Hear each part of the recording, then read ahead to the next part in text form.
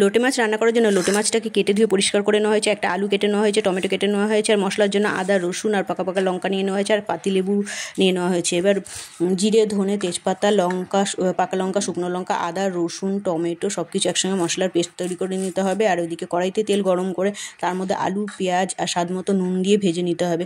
যখন ভাজা হয়ে যাবে তখন এর মধ্যে হলুদ দিতে হবে, হলুদ দিয়ে আবার হালকা একটুখানি ভেজে এর মধ্যে বেটে রাখা মশলা সামান্য একটু জল দিয়ে মশলাটা কষাতে হবে। কষানো হয়ে গেলে যখন তেল ছাড়তে শুরু করবে তখন এর মধ্যে টমেটো সস দিতে হবে। টমেটো সস দিয়ে হালকা একটুখানি ভেজেই এর মধ্যে লোটে মাছ দিয়ে দিতে হবে। লোটে মাছটা একদম পুরো সব কিছুর সঙ্গে মিশিয়ে নিয়ে এবার একটা ঢাকনা দিয়ে ঢেকে দিতে হবে। কিছুক্ষণ বাদে ঢাকনা খুলে দেখলে দেখা যাবে যে এর থেকে অনেকটা জল ছেড়েছে। এই জলটা যতক্ষণ না শুকাচ্ছে ততক্ষণ পর্যন্ত এরকম ঢাকনা দিয়ে ঢেকে ঢেকে বারবার এটাকে ভাজতে হবে। যখন জলটা শুকিয়ে যাবে তখন এর মধ্যে পাতিলেবুর রস দিয়ে দিতে হবে। পাতিলেবুর রস দিয়ে পুরোটা লোটে মাছের মধ্যে মিলিয়ে নিয়ে তারপর একটা বাটির মধ্যে নামিয়ে নিতে হবে। আর এটা ভাত রুটি যা কিছুর সঙ্গে আপনারা খেতে পারেন, খুবই ভালো লাগবে।